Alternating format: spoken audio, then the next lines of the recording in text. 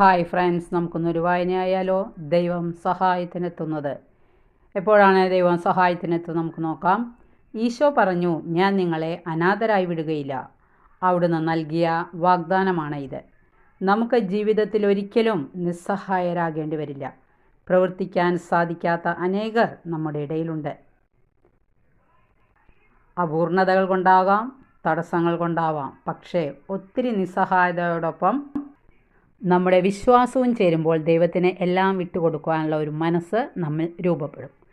കർത്താവിലും അവിടുത്തെ ശക്തിയുടെ പ്രഭാവത്തിലും കരുത്തുള്ളവരാകാനുള്ള പരിശീലനമാണ് ഇത്. നമുക്ക് തന്നെ യാതൊന്നും നിയന്ത്രിക്കാനാവില്ല എന്ന സത്യം നാം തിരിച്ചറിയേണ്ടിയിരിക്കുന്നു.